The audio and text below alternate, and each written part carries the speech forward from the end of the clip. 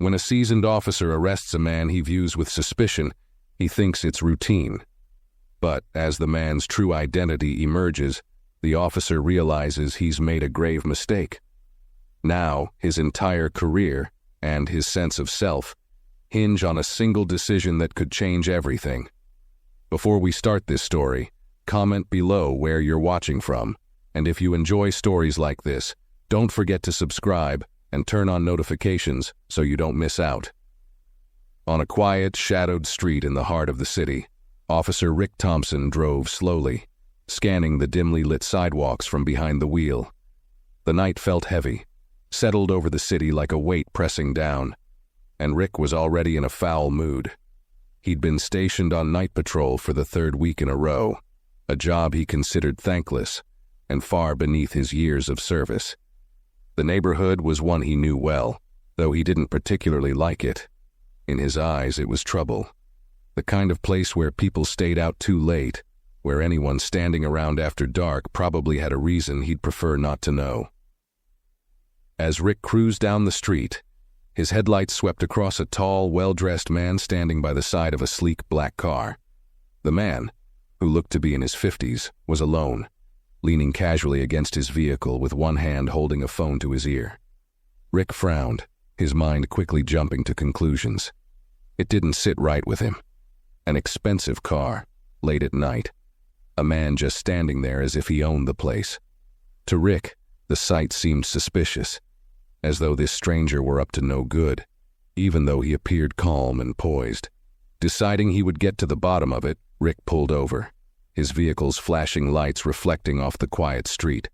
Stepping out, Rick straightened himself, put on the air of authority he wore so well, and walked toward the man. The stranger glanced over, acknowledged him with a polite nod, and returned his focus to his phone. Rick felt a spark of irritation. It wasn't the kind of reaction he was used to. Most people in this part of town were quick to look down or explain themselves in his presence. But this man looked unbothered, too confident, almost like he knew something Rick didn't. Rick cleared his throat loudly, demanding the man's attention. "Good evening, sir. May I ask what you're doing out here?" Rick's tone was curt, borderline hostile, as if he expected trouble. The man ended his call calmly and looked at Rick with a polite but unreadable expression.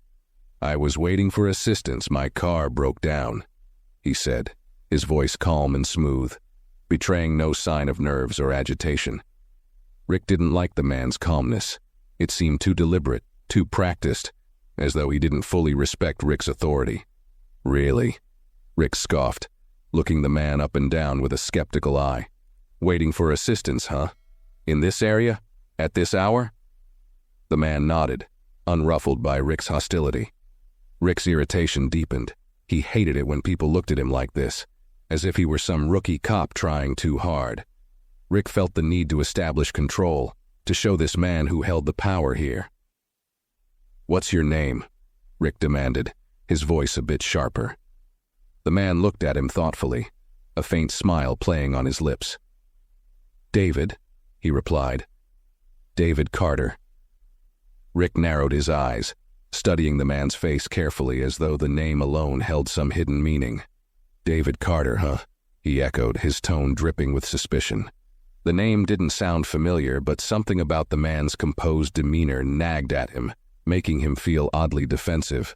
Still, he brushed off the feeling, chalking it up to irritation at having his authority so casually disregarded. "Well, David Carter," Rick continued with a smirk, "people don't usually hang around on these streets unless they're looking for trouble, especially not people dressed like you." His gaze flickered over David's tailored suit, the polished shoes, the quiet confidence in his posture. In Rick's experience, that kind of appearance in this neighborhood was a rare sight. "So you're just out here, waiting for help," Rick repeated, voice dripping with disbelief. "Seems like a strange choice." David kept his gaze steady, neither intimidated nor defensive. "I apologize if I'm causing you concern," he said smoothly. "I called for assistance. They're on their way. I didn't think waiting here would be a problem." He held Rick's gaze calmly, and for a brief moment there was something in his eyes.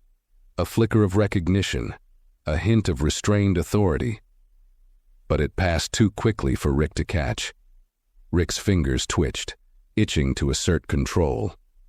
The way David spoke, the polite tone, the careful choice of words, the quiet strength in his voice, grated on him. It was as if this man thought he was above Rick, above the situation, untouchable. Rick's irritation sharpened into something nastier, fueled by a sense of being challenged. He wasn't about to let this David Carter get away with an attitude like that. "Look, Mr. Carter," Rick said, letting his voice harden. "This isn't a neighborhood where people can just hang out waiting for help." He took a step closer, sizing David up. "You're not from around here, are you? What kind of business do you even have in this area?" David's calm didn't waver. "I was passing through. I didn't expect my car to break down." There was a slight pause, as if he were choosing his next words with care. "But I'm familiar enough with the area to know it isn't unsafe." Rick's jaw clenched.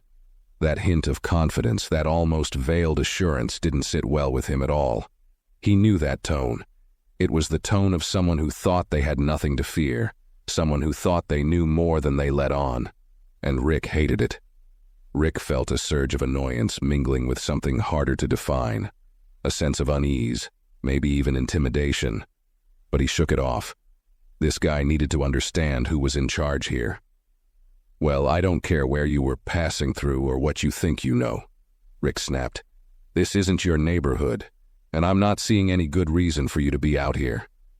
His gaze dropped to David's hands, noting they were relaxed, resting casually by his sides. It felt wrong, the calmness, like he was somehow mocking Rick without saying a word. "Hands where I can see them," Rick demanded, his tone sharper, almost daring David to refuse. But David didn't react with the defensiveness Rick half expected. No hesitation, no worry, just a mild compliance. He raised his hand slightly, a faint look of patience on his face. That look bothered Rick even more. It was the look of someone waiting for the inevitable, someone confident that they could handle anything thrown at them. And Rick felt his authority slipping with every second of that silent, steady gaze. Frustrated, Rick stepped closer, close enough that he could feel the difference in their heights, could see the calmness in David's eyes up close. "You're not taking this seriously, are you, Mr. Carter?" Rick's voice was low, carrying a thinly veiled threat. "Maybe you're used to people giving you a free pass, but out here, things work a little differently." David looked at him thoughtfully, his expression unreadable. "Officer," he began in a measured tone, "I understand you're doing your job. I've told you who I am, and I assure you there's no need for—" Rick cut him off.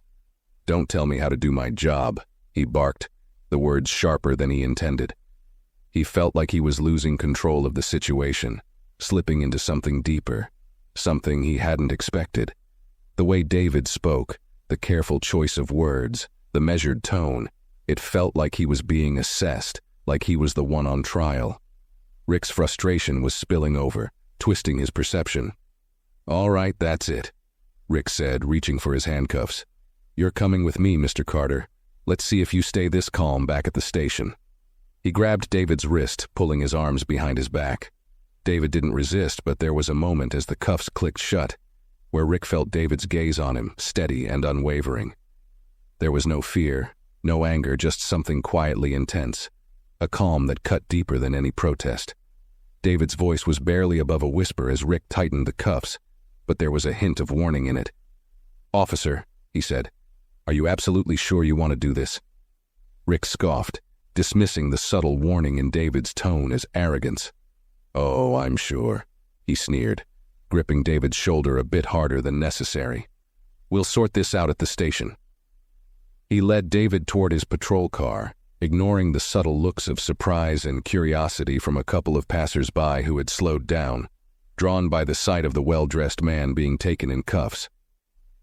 As he secured David in the back seat, Rick couldn't shake the nagging feeling that he was missing something. There was something unnerving about David's calm, the way he seemed almost unaffected by the whole situation, as though he were merely observing rather than experiencing it. Rick got behind the wheel, feeling a strange itch of doubt, but determined to ignore it. He told himself this was just another arrest, another late-night patrol gone routine, but deep down, he knew this wasn't routine at all. The silence in the car felt heavier as they drove. Rick occasionally glanced at David in the rearview mirror, expecting a flicker of frustration or fear, some sign that his calm exterior was cracking. But David simply gazed out the window, seemingly unbothered, his face illuminated by the passing streetlights. His expression was almost serene, even as they neared the station.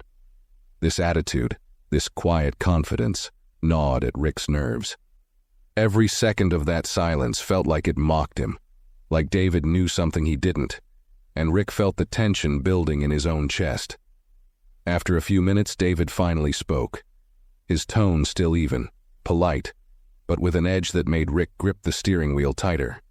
"You know," David began, "I understand that this might seem unusual to you, but I'd encourage you to think carefully about the assumptions you're making right now."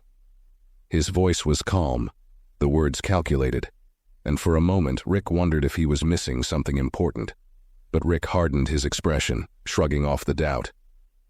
"You don't get to lecture me, Mr. Carter," he shot back, gripping the wheel tightly. "You're in my car, under my authority. We'll see if you're still talking like this once we reach the station." His own words felt hollow to him, and he hated that. Hated that this man, restrained in the back seat, had managed to rattle him so deeply. David merely nodded, his gaze steady. "I understand, but remember, officer," he said in a tone so calm it sent a chill through Rick, "not everything is always as it appears." The rest of the ride passed in tense silence, Rick growing increasingly uncomfortable, though he'd never admit it. He couldn't shake the eerie calmness that clung to David, a quiet assurance that seemed to defy the situation. When they finally pulled up to the station, Rick felt a rush of relief. He was back in his domain, surrounded by familiar walls and the authority he wielded daily. Here, there would be no room for David's strange, unsettling calm to unsettle him further.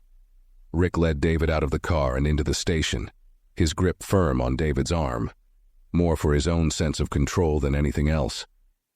As they entered, a few officers glanced up, their faces shifting from curiosity to something more uncertain. Some of the younger officers exchanged glances, and one of the senior officers, Lieutenant Garcia, raised an eyebrow, visibly surprised to see David in cuffs. "Thompson," Garcia called out, her tone cautious, a question unspoken in her gaze. "Who's this?" There was a note of hesitation in her voice, her eyes flicking to David with something bordering on recognition. But Rick, still driven by his need to assert control, brushed it off, ignoring the slight tension spreading through the room. "Just someone who thought he could ignore the rules," Rick replied with a smirk, steering David toward the processing area. But Garcia didn't move, her eyes narrowing slightly as she looked from Rick to David. She opened her mouth as if to say something, but then paused, studying David's face, her eyes widening almost imperceptibly as something clicked. "Officer Thompson." David's voice interrupted smoothly, his tone controlled and even. "I think you might want to listen to your colleagues here." His gaze flickered to Garcia, acknowledging her recognition, and a faint, knowing smile played at the corner of his mouth. Rick felt his patience snap, frustration boiling over. He didn't care what his fellow officers thought. He had this situation under control.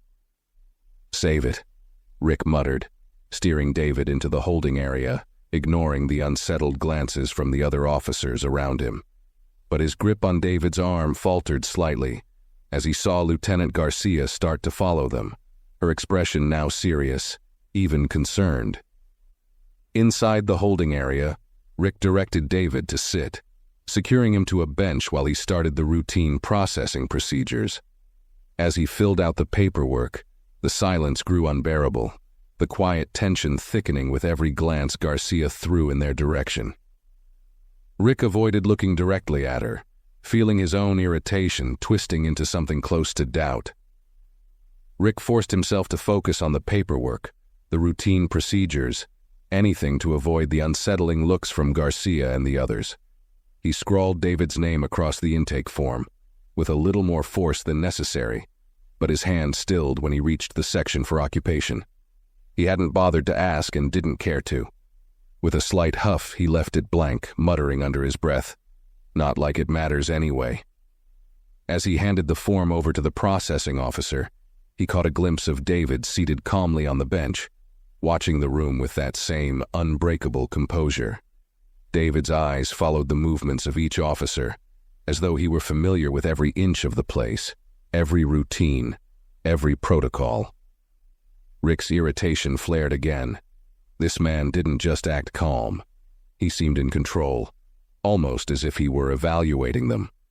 Before Rick could make another move, Lieutenant Garcia approached, her face tight with a blend of worry and urgency. She leaned in close, lowering her voice so that only Rick could hear. "Thompson, you need to be very careful right now," she murmured, her eyes flickering toward David. "Do you know who this man is?" Rick bristled, refusing to let any doubt show. "Yeah, I know who he is. Another guy who thinks he's above the law," he replied, dismissing her concern with a wave of his hand. But Garcia's face remained tense, her expression growing more serious by the second. "No, Rick, I don't think you do," she said, her voice dropping further, a hard edge now cutting through her tone. She took a steadying breath. "That's David Carter, the new police commissioner." For a moment, Rick's mind went blank, the words failing to register fully. He blinked, struggling to process what she'd just said. "What are you talking about?" he whispered harshly, disbelief sharpening his tone. His gaze shifted slowly, almost unwillingly, to David, who was watching him with that same calm, assessing look. It was as though he'd been waiting for Rick to realize, waiting patiently for this exact moment. "Yes, Commissioner David Carter," Garcia repeated, her words heavy, deliberate. "He was appointed just last month. I thought everyone here knew." Her voice trailed off, and she shook her head, an incredulous look in her eyes. "Didn't you see the memo?" Rick felt a cold sweat creeping down his spine, disbelief and panic starting to rise within him. The weight of what he'd done, the condescending words, the handcuffs, the dismissive treatment, crashed over him in a sickening wave. He had arrested the new police commissioner, dragged him through the station like a common criminal, and every smug word he'd uttered replayed in his mind like a series of brutal, incriminating echoes. David met Rick's gaze steadily, his expression unreadable but his eyes carrying a hint of something that looked suspiciously like disappointment. Rick's throat went dry, and his heart pounded as the reality of his actions settled in. He'd made a colossal mistake, one that could cost him his career, maybe more. Panic twisted in his gut, but he fought to keep his expression steady, not wanting to show weakness in front of his colleagues or, more crucially, in front of Commissioner Carter. He turned back to Garcia, a look of desperation flickering in his eyes. "Lieutenant," he began, trying to keep his voice low and controlled. Maybe we can smooth this over? I mean, there's got to be a way to handle this without—" His voice faltered as he glanced over at David, who was still sitting calmly, his hands resting in his lap, watching the scene unfold with unsettling composure. Lieutenant Garcia shook her head slowly, her expression laced with frustration and disbelief. "Rick, this is beyond smoothing over. You handcuffed and arrested the commissioner. Do you have any idea what that means?" She looked at him, a mixture of pity and disappointment in her eyes. "You didn't even recognize him?" Rick swallowed hard, a weak attempt to gather himself, but he knew it was useless. The room seemed to close in around him, every pair of eyes watching, every breath laden with the silent judgment he knew was coming. He opened his mouth, scrambling for some kind of explanation, but no words came out. How could he justify this? That he'd jumped to conclusions? That he hadn't bothered to ask questions or check the man's credentials? Finally, David spoke, breaking the tense silence that had fallen over the room. His tone was calm, but held a quiet authority that instantly commanded attention. "Lieutenant Garcia," he said, nodding slightly in her direction before looking back at Rick, "I think Officer Thompson and I need a moment alone." The request hung in the air, and for a brief second, Rick thought Garcia might argue, might try to intervene on his behalf, but she simply nodded. giving him a look that held both sympathy and caution before stepping back, signaling the other officers to clear the area. The room emptied slowly, leaving Rick alone with the man he had so thoroughly misjudged. As the door clicked shut behind the last officer, Rick felt his pulse quicken, every nerve on edge. He looked at David, who was watching him with that same steady, piercing gaze, and for the first time he felt completely exposed, as though every flaw, every bias, every crack in his facade had been laid bare. David took a slow breath, the silence stretching between them, heavy and almost unbearable. "Officer Thompson," he began, his voice measured, each word deliberate. "Do you have any idea how many lines you crossed tonight?" Rick swallowed, his mouth suddenly dry. He could barely meet David's gaze, but he forced himself to look up, nodding slightly as a weak attempt at acknowledgement. The weight of David's words, the quiet intensity in his tone, made Rick feel smaller than he ever had before. He felt like a rookie again, exposed and unprepared, standing in front of a man who could dismantle his career with a single word. Rick stammered, his voice barely above a whisper. "Sir, I didn't know. If I'd known who you were." David raised a hand, silencing him with a simple gesture. "That's precisely the problem, Officer Thompson," he said, his voice still calm, yet carrying a quiet force that stopped Rick cold. "It shouldn't matter who I am, whether I'm the commissioner, a fellow officer, or just an ordinary man on the street. You made assumptions, judgments, without any basis beyond what you saw." His words cut deep, each one landing with a precision that left no room for excuses. Rick felt the truth of those words sink in, piercing through his defenses. He wanted to argue, to explain, but he knew any attempt would only sound hollow. The truth was, he had acted on instinct, on bias, without a second thought. And now he was standing face to face with the reality of what that meant. David continued, his gaze unwavering. "When you approached me, you didn't see a citizen in need of help. You saw a problem, someone you believed didn't belong. You didn't ask questions, didn't consider the possibility that you might be wrong. Instead, you asserted authority that wasn't earned, and you used it recklessly." Rick felt a chill run through him, shame flooding his chest. He wanted to look away, to avoid David's piercing gaze, but he couldn't. He owed the man that much, at least. He owed him his attention, his humility. David took a step closer, and Rick felt the quiet power in his presence, a calm authority that had nothing to do with titles or rank. "You're supposed to be a protector," David said, his voice softening slightly, though his gaze remained sharp. "That badge is meant to stand for trust, respect, and integrity. Tonight you showed none of those things. You treated me with suspicion not because of my actions, but because of my appearance." Rick's face burned with humiliation, but David's tone left no room for pity. It was the kind of straightforward honesty that stripped away every defense, leaving only the truth. And Rick knew deep down that every word was deserved. "I could file a formal complaint," David continued, "and that would be the end of your career. I don't think you understand how serious this could be for you." There was a pause, heavy and filled with possibility. Rick's heart pounded as he awaited David's next words, feeling as if his entire future hung on this moment, on the commissioner's decision. But David simply looked at him, his expression softening just a fraction. "But maybe," he said, after a pause, "you need something else instead of punishment. Maybe you need a chance to reflect, to understand what it truly means to serve and protect, not just enforce." Rick's mouth opened slightly, a mix of shock and relief flooding through him. He hadn't expected mercy, hadn't even dared to hope for it. And yet, here it was, offered to him in a way that felt both humbling and strangely redemptive. Rick stood there barely breathing, his mind reeling from David's words. The unexpected mercy left him feeling unsteady, stripped bare by both the shame of his actions and the surprising generosity of the commissioner's response. He felt a mix of emotions, gratitude, guilt, and a deep, gnawing sense of inadequacy. For the first time, he truly understood how profoundly he had erred.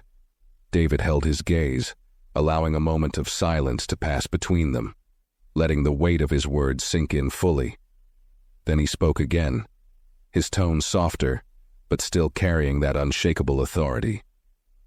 "You're going to be given a new assignment, Officer Thompson," he said, effective immediately. Rick's heart skipped a beat, panic flaring once again. A new assignment?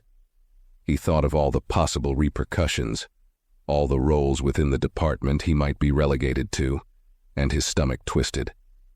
But David's expression remained calm, steady, giving no indication of what this new role might entail. "You're going to work in community outreach," David continued, watching Rick closely for his reaction. "I want you to spend time with the people you're supposed to be serving. Listen to them, understand their lives, their struggles, their experiences, and in doing so, I hope you'll come to realize the weight of the badge you carry, not just as a symbol of authority, but as a mark of responsibility." Rick felt a lump form in his throat, realizing that this wasn't the punishment he'd expected. It was something much deeper, something that would require him to confront his own assumptions and biases. Community outreach was a role he had always looked down on, dismissing it as soft work, far removed from the real police work he'd taken pride in. But standing here, face to face with the man he'd wronged, he realized that this was exactly what he needed, and perhaps what he deserved. David continued, his voice quiet but firm. "This assignment is not a demotion. It's an opportunity, one that many officers would benefit from. I expect you to take it seriously." He paused, letting the significance of his words sink in. "I'll be checking in on your progress, Officer Thompson. Don't waste this chance." Rick nodded slowly, feeling the gravity of David's words settle within him. "Thank you, sir," he murmured, his voice thick with emotion. He didn't have the words to express the depth of his remorse, nor the strange sense of hope that had blossomed amidst his shame. For the first time in his career, he saw a path toward becoming not just a better officer, but a better person. David gave a slight nod, signaling that their conversation was over. As he turned to leave, he glanced back at Rick, his gaze thoughtful but resolute. "Remember, Officer Thompson," he said, his voice calm yet powerful. "Respect isn't something you're owed. It's something you earn." And with that, Commissioner David Carter walked out of the room, leaving Rick standing there alone, his mind racing with the impact of those final words. Rick stood in the empty room for a long moment, David's words echoing in his mind, each syllable carrying a weight he hadn't fully grasped before. Respect isn't something you're owed. It's something you earn. The truth of it struck him deeply, making him painfully aware of how he'd been operating, expecting obedience, enforcing authority without earning trust or understanding. Now the realization felt like a bitter pill, the kind that sticks in your throat, refusing to go down smoothly. As he made his way out of the room, he felt the eyes of his colleagues on him. Some watched with curiosity, others with barely concealed judgment, as if they knew a version of what had just transpired. Lieutenant Garcia met his gaze, her expression a mixture of sympathy and reproach, and gave him a slight nod as if to say, "You got lucky." Rick managed a small, stiff nod in return, knowing her look was justified. Back at his desk, he sank into his chair, his mind reeling with the events of the past hour. He'd thought he understood what it meant to be a cop, to uphold the law, to keep the peace. But now, he felt he was standing on completely unfamiliar ground, as though everything he knew about policing had been tilted off its axis. Community outreach, the assignment left him feeling exposed, as though his flaws were on display for everyone to see. Yet, beneath the discomfort, there was a flicker of something else, something unsettlingly close to hope. A message pinged on his computer. It was a notification of his reassignment, officially transferring him to community outreach under a new supervisor. He stared at the screen, rereading the words, feeling the reality of it settle in his chest. He wasn't going back to the beat, to the familiar routines and the comfortable feeling of authority he'd once taken for granted. He was being given a second chance, but it would come with challenges he'd never considered. As he sat there, processing his new reality, Rick felt an unexpected pang of gratitude. Despite his own pride, his mistakes, and his biases, David Carter had chosen not to end his career but to teach him a lesson, one that he felt in his bones would change him if he allowed it to. For the first time in years, Rick didn't feel like an officer with authority but a man with a lot to learn.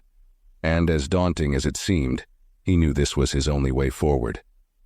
He took a deep breath, the weight of the experience settling around him.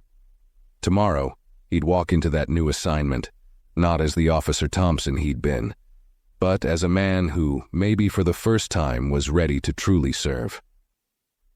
The next morning, Rick arrived at the community center, feeling a mix of nervousness and reluctance he hadn't felt since his first days on the force.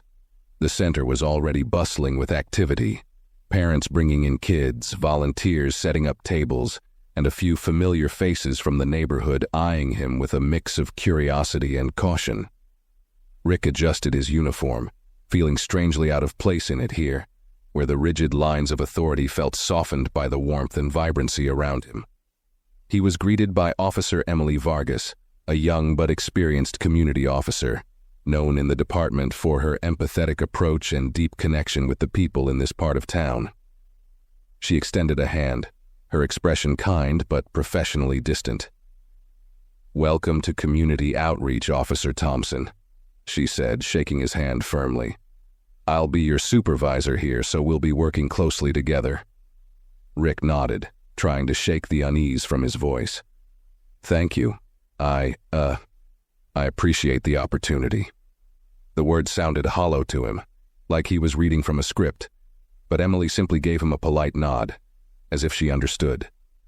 "Today, I'm going to introduce you to some of the community leaders and residents," she said, gesturing toward the main hall where people were gathered talking in small groups.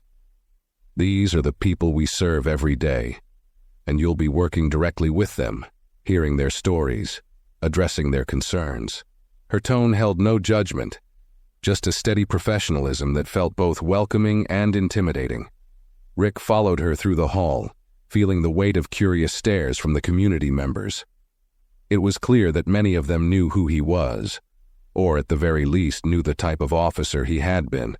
He could see it in the cautious glances, the way conversations quieted slightly as he passed. He couldn't help but feel exposed, as though every assumption he'd ever made about this neighborhood, every preconceived notion, was now laid bare for them to see.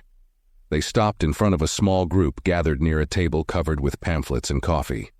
Emily introduced Rick to the group as Officer Thompson, who will be joining us here in Community Outreach. One of the women, an older resident with a warm smile but a penetrating gaze, nodded at him and said, "Good to meet you, Officer Thompson. We hope you're here to listen." Her words were simple, but the unspoken message was clear. She wanted to see if he was truly ready to change. Rick felt a flush of embarrassment but managed a nod. "Yes, ma'am. I'm here to listen," he replied, the sincerity of his words surprising even him. As he looked around at the faces surrounding him, he saw the cautious hope and guarded skepticism in their eyes. He felt, perhaps for the first time, that he wasn't just representing the badge but standing as himself, with a lot to prove. Emily continued with the introductions, explaining the various programs the community center ran, from youth mentorship to neighborhood watch meetings. As Rick listened, he found himself struck by the complexity and depth of each initiative, by the care and dedication that went into supporting the lives of the people here. It was a world he had never bothered to understand before, a community he had once dismissed in his own narrow view of what policing meant. By the end of the day, Rick felt both exhausted and strangely humbled. The people he met, the stories they shared, the work they put into creating a safe and supportive environment for each other. It was nothing like the assumptions he had carried with him for so long. He realized now how much he had missed, how much he had misunderstood. And as he left the center that evening, he couldn't help but feel a flicker of something he hadn't expected. Hope. Hope that maybe, through this work, he could earn the respect he once believed was his right and become the kind of officer David Carter had challenged him to be. Over the following weeks, Rick settled into his new role, though the transition was anything but smooth. Each day felt like a new challenge, a test of patience and humility. He spent mornings sitting in on community meetings, listening as residents voiced concerns about everything from street safety to housing issues. Initially, he found it difficult to sit quietly, to resist the urge to correct people's perceptions or justify his past actions. But he soon realized that this wasn't about him. It was about them, their lives, their fears, and their trust. One afternoon, Rick joined Officer Vargas on a visit to a nearby school for a mentorship session with a group of teenagers. The kids were wary of him, glancing at him with mistrustful eyes, their skepticism almost tangible. Rick knew why. He'd been the kind of officer they'd learned to fear and avoid, the one who saw them as trouble waiting to happen, rather than kids with their own hopes, dreams, and struggles. Now, seeing that mistrust directed at him, he felt the weight of his past actions, the barriers he himself had built. Emily took the lead, engaging the students in conversation, asking about their interests and goals. Slowly, some of them opened up, talking about their ambitions, their worries, and their frustrations. Rick listened, humbled by their honesty.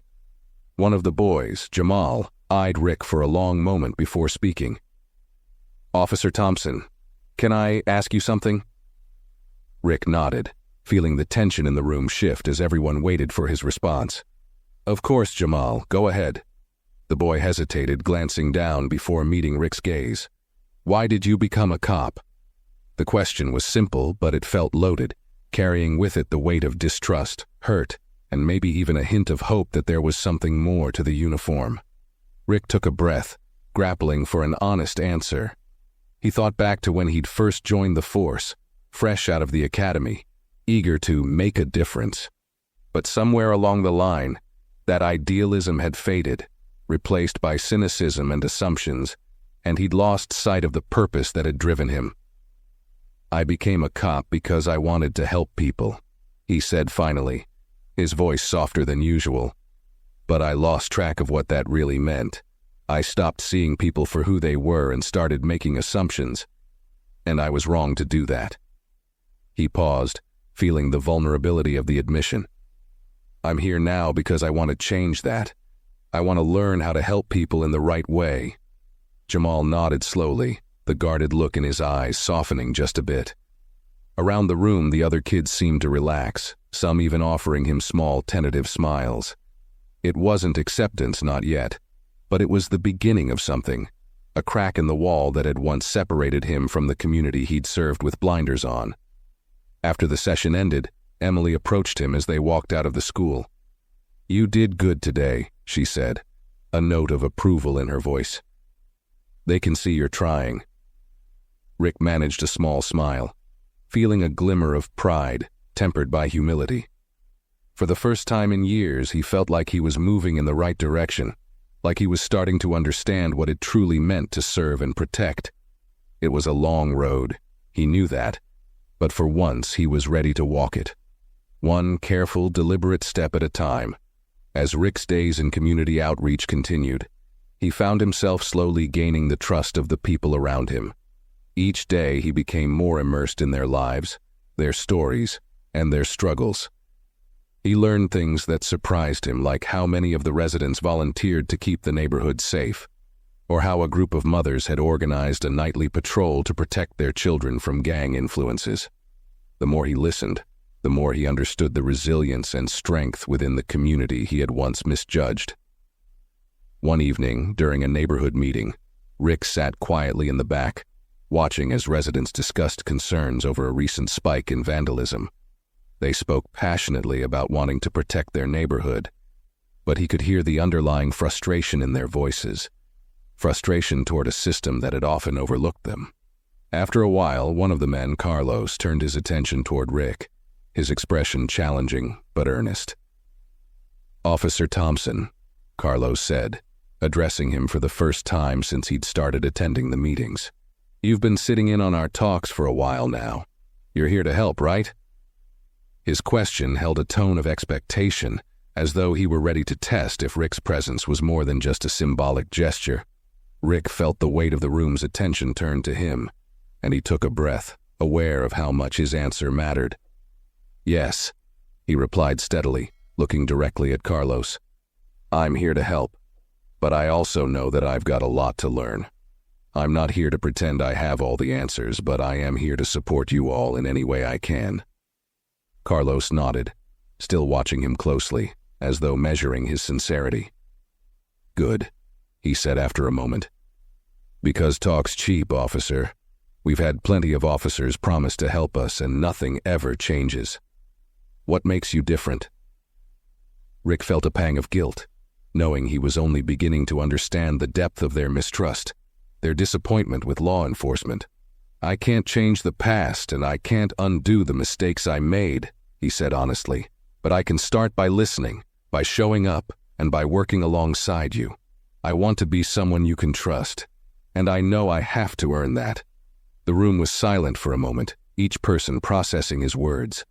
Finally, a few heads nodded, and Carlos offered him a small, reluctant smile. It wasn't acceptance yet, but it was a sign of something shifting, a tentative bridge being built. As the meeting wrapped up, Carlos approached Rick privately, his expression softer. You know, we've been waiting for someone to actually listen to us, he said. It's going to take time, but maybe we'll give you a chance. Rick nodded, feeling a swell of gratitude. That's all I'm asking for, he replied, a chance to prove that I'm here for the right reasons.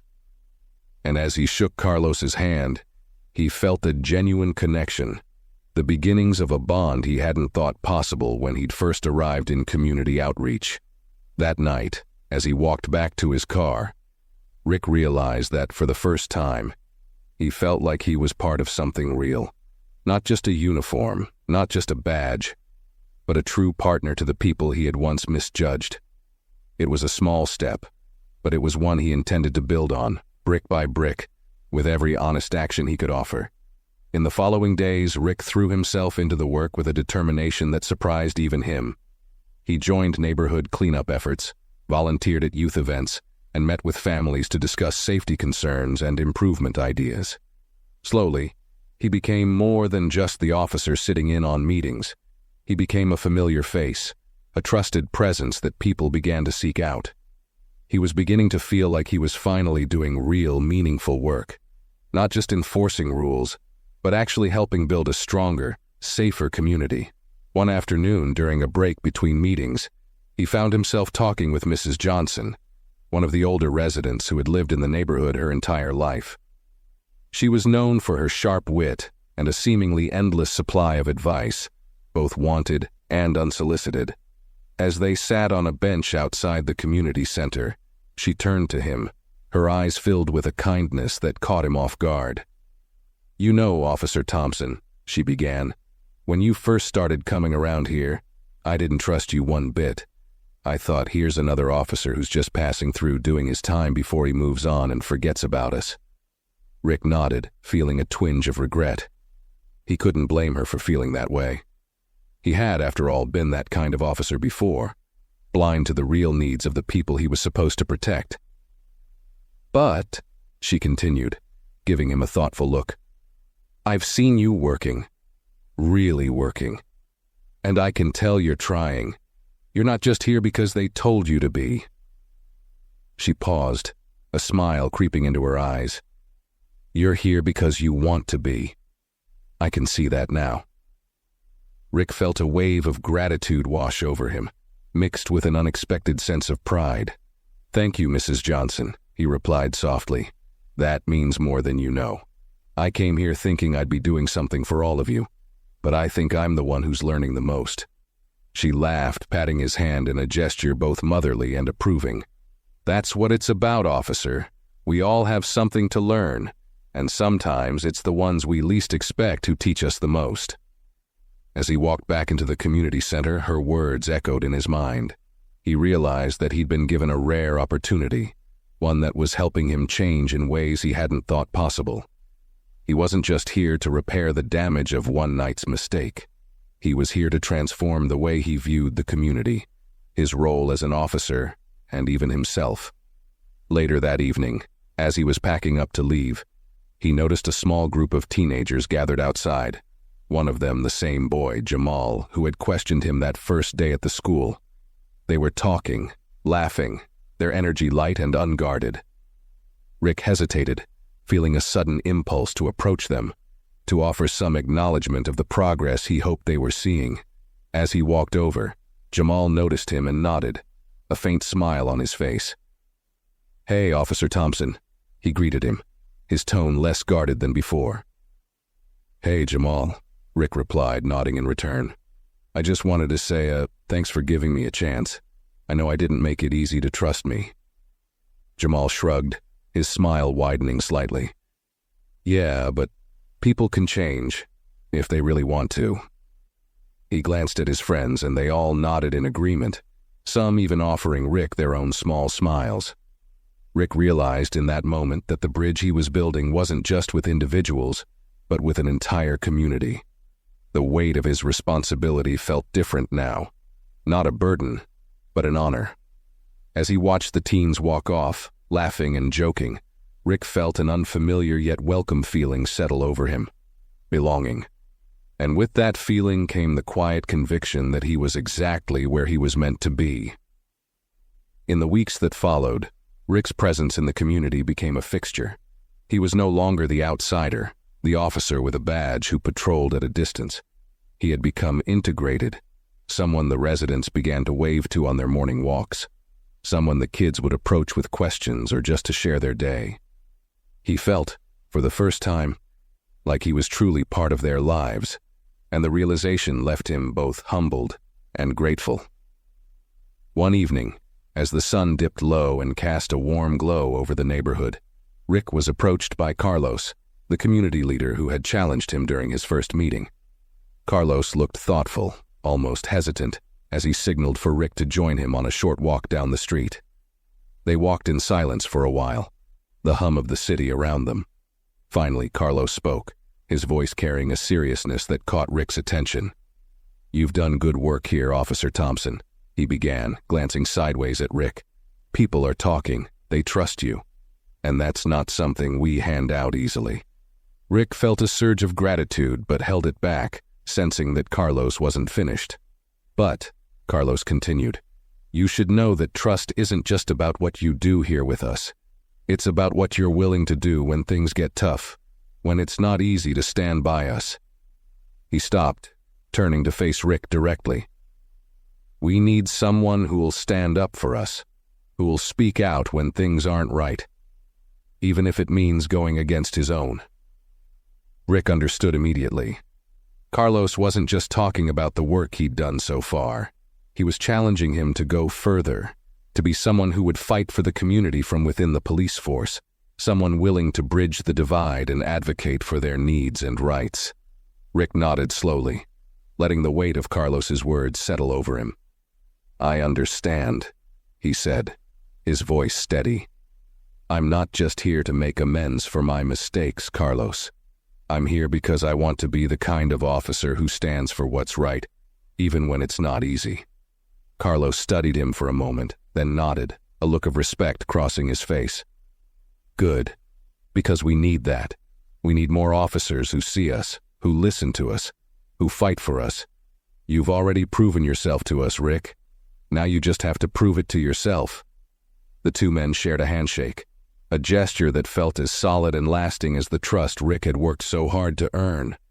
In that moment, Rick understood that this wasn't just a temporary assignment or a step toward redemption.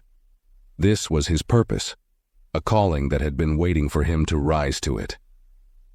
As they parted ways, Rick looked out over the neighborhood, feeling a renewed sense of duty and determination. He was no longer just a visitor or an outsider.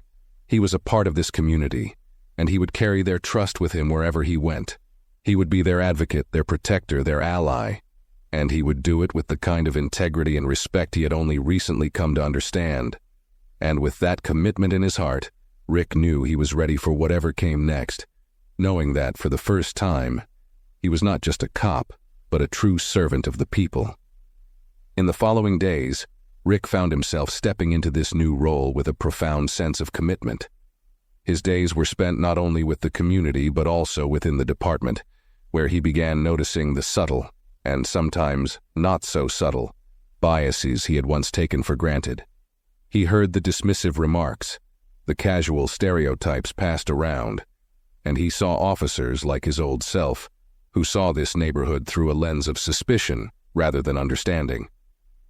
At first, Rick struggled with how to address it.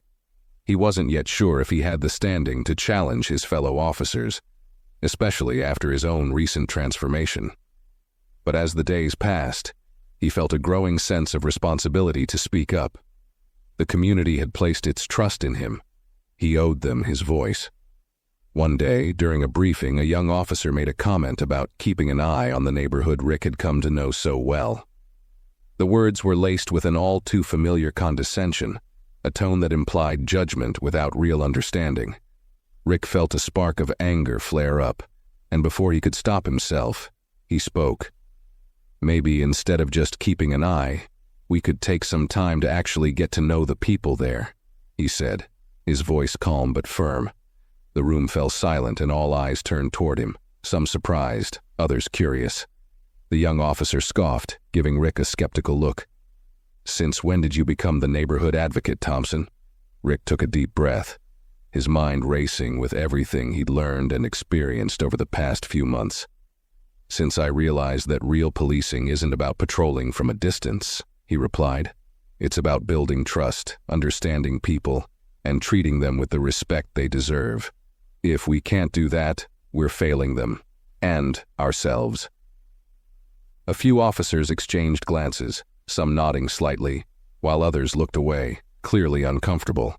But Rick didn't back down, his gaze steady as he continued. "I've spent time there, and I've seen how resilient, how resourceful, and how supportive that community is. They want to work with us, not against us.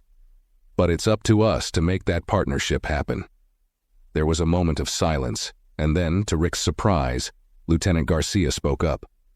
"Officer Thompson's right," she said, her tone supportive and resolute. "We have to be more than just enforcers. We have to be collaborators, allies. That's the only way we make real lasting change." The tension in the room began to ease, and Rick felt a surge of gratitude for Garcia's support. He knew it wouldn't be an overnight transformation. That change would be slow, sometimes met with resistance. But he also knew that, with each small step, he was helping to reshape not only his own perspective, but those of the people around him. As the meeting wrapped up, several officers approached Rick, some with cautious support, others simply curious about his experience in the community. He realized that, for the first time, his voice had made an impact beyond the neighborhood. He had begun to bridge the gap between the two worlds he was now a part of, forging a path where understanding and trust could grow. And as he left the precinct that evening, he felt a quiet pride, knowing that he was becoming the kind of officer he had once only aspired to be. A true advocate, a leader, and above all, someone who valued the people he served above his own authority. The journey was far from over, but Rick was ready, step by step, to continue building that bridge. As the weeks continued, Rick's commitment deepened, and he found himself navigating between two worlds. The community that had come to trust him, and the department he was working to change from within. His days were filled with conversations that challenged him, situations that tested his resolve, and small but meaningful victories that reinforced his purpose. He was often exhausted, but for the first time, fulfilled in a way he hadn't known was possible. One evening, after a long day at the community center, Rick was invited by Jamal and a few of the neighborhood kids to join them at a local basketball game. The invitation caught him by surprise, as he knew that trust from Jamal and his friends had been hard-earned. It was a small, almost casual gesture, but it meant everything to Rick. Accepting with a genuine smile, he found himself walking alongside the group, listening as they talked excitedly about their favorite players, strategies, and the local team's chances. At the game, Rick was just another face in the crowd, laughing, cheering, and sharing in the energy of the community. It was an experience that felt worlds away from his former life as an officer watching from a distance. Here, surrounded by people he had once misjudged, Rick felt at home, accepted as part of something bigger than himself. There was no barrier, no badge separating him, just shared joy and connection. As the game went on, Carlos and a few other community leaders approached Rick, nodding in quiet acknowledgement of his presence there. They exchanged stories, talking not only about neighborhood concerns but also sharing parts of their lives that Rick hadn't known before. They laughed, reminisced, and spoke openly, their bond now something more than professional. They had become friends, allies in a shared mission to build something lasting. At one point, Carlos leaned over, looking at Rick with a smile that held a hint of pride. "You know, Thompson, I never thought I'd see the day when you'd be right here with us, a part of all this. It means a lot." Rick felt a warmth spread through him, a sense of validation that went deeper than he could express. "It means a lot to me too, Carlos," he replied, his voice sincere. "I finally get what it means to be here for the right reasons. This isn't just my job anymore. It's my responsibility, my commitment." The game ended, and as the crowd filed out, Rick found himself surrounded by familiar faces, handshakes and smiles, the kind that only came from people who had seen his growth firsthand. As he walked home, he felt the depth of his transformation, the person he'd become through every lesson learned, every relationship built. But Rick knew his journey wasn't complete. He had begun to change perceptions within the department, bridging the gap one conversation at a time. There would be days ahead that would test him, days where he'd be reminded of the biases and prejudices that still ran deep, both in others and, sometimes, still within himself. Yet he was ready, more prepared than ever to continue his path. He had become not just a police officer, but a community member, a voice for the people he served, and an advocate for change within his department. And as he looked up at the stars that night, he felt a sense of purpose and belonging that he knew would guide him, reminding him that he was exactly where he was meant to be. A few weeks later, Rick found himself invited to a formal community council meeting, an event where local leaders gathered with city officials and a handful of officers to discuss long-term initiatives for neighborhood safety, youth programs, and community police relations. This was the first time Rick had been asked to represent the community's perspective to city officials, and the weight of the invitation wasn't lost on him. He arrived early, greeted by familiar faces who had once looked at him with distrust, but now offered warm smiles and nods of encouragement. Carlos introduced him to the council members as "our officer," and Rick felt a swell of pride and responsibility. He was there not as an outsider, but as a representative of the people he'd grown to care for deeply. As the meeting began, various topics were addressed: proposals for more lighting in certain areas, funding for after-school programs, and the need for job opportunities for young adults. Rick listened intently, taking notes, absorbing the priorities of the community leaders.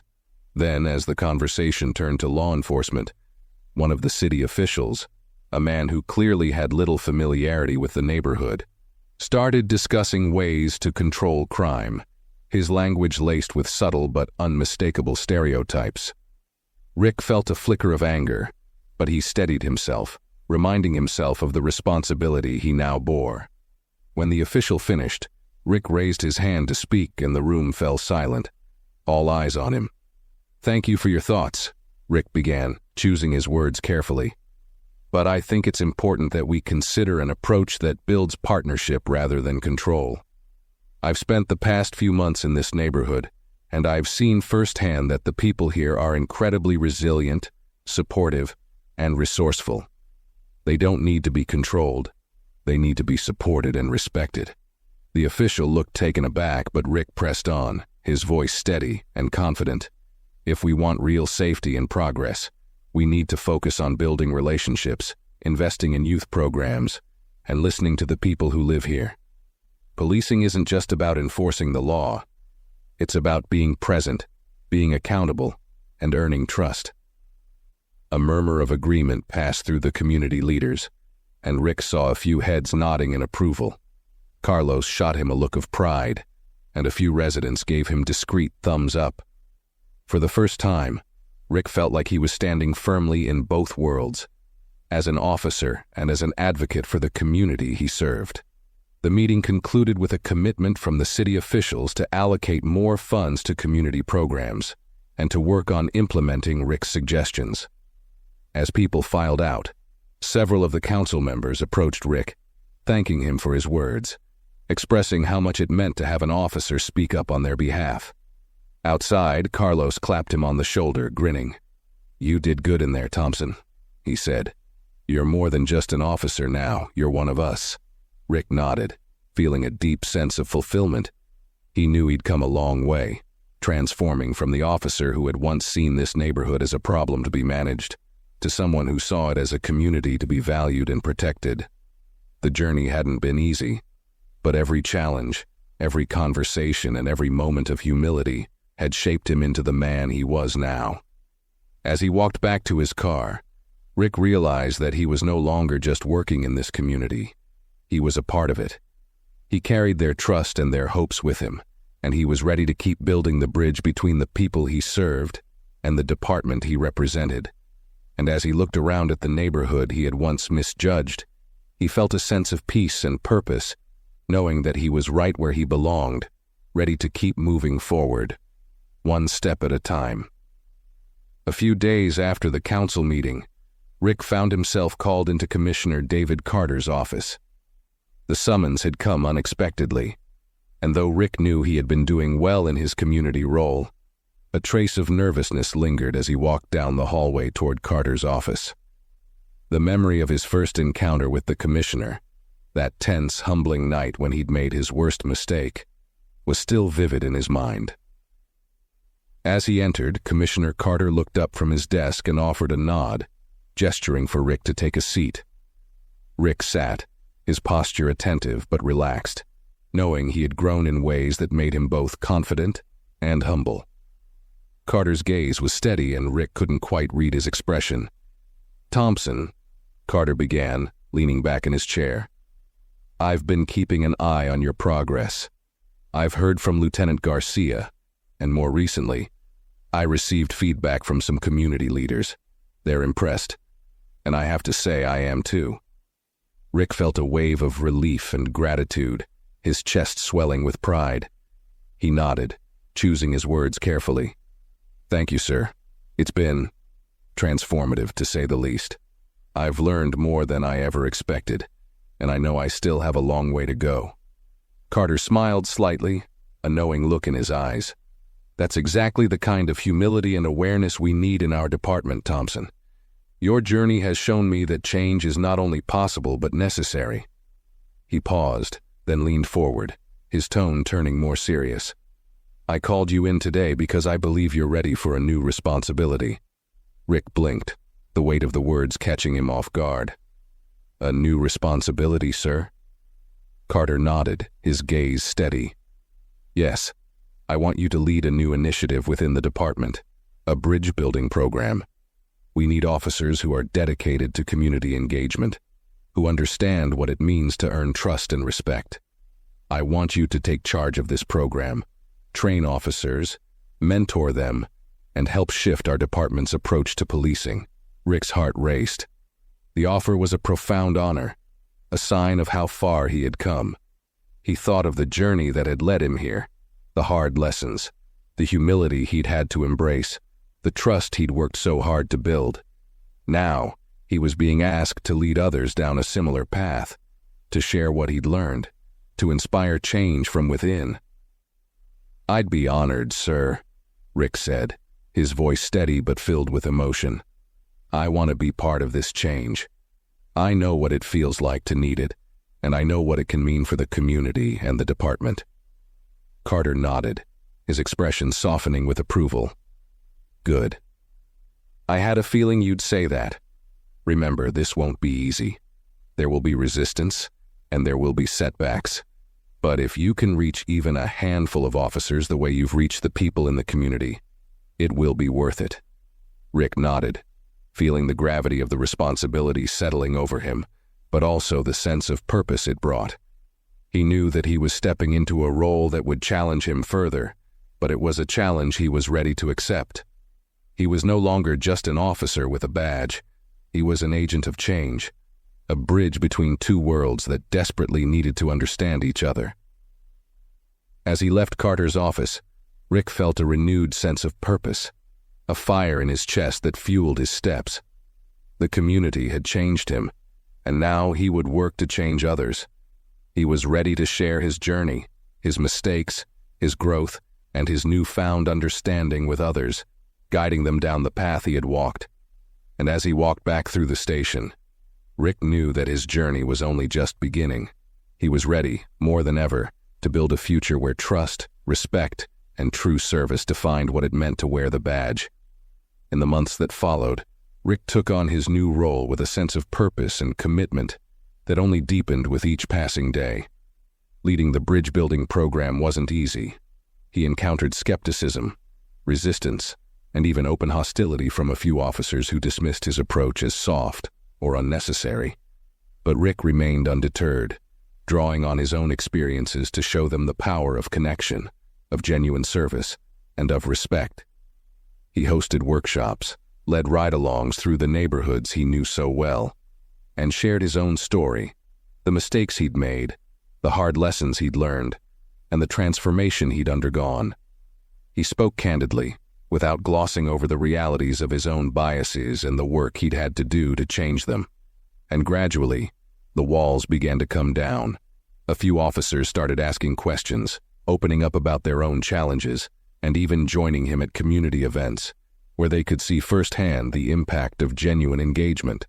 One afternoon, as Rick was wrapping up a training session, he noticed a familiar face in the back of the room, Jamal, standing with a group of teenagers from the community. He had brought them to the station as part of a youth outreach event Rick had organized, aiming to bridge the gap between young residents and the police force. Jamal met Rick's gaze and offered a small nod, his expression filled with pride and respect. Rick smiled, feeling a surge of emotion as he realized how far they had all come. Jamal, once wary and mistrustful, was now a bridge himself, helping his friends see the humanity in the officers who patrolled their streets. Rick walked over to him, extending his hand, and Jamal shook it with a grin, a silent acknowledgement of the journey they had shared.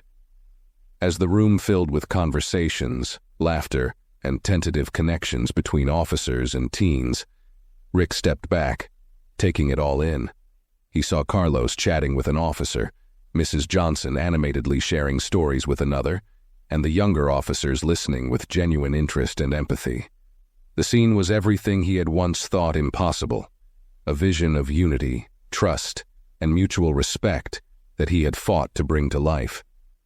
Rick felt a deep sense of fulfillment settle over him, one that went beyond any achievement he had experienced before.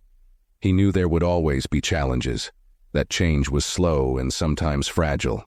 But today, in this room, surrounded by people he had once considered strangers, he saw a glimmer of the future he dreamed of, one where the community and the police could stand together, where the badge truly represented service, trust, and honor.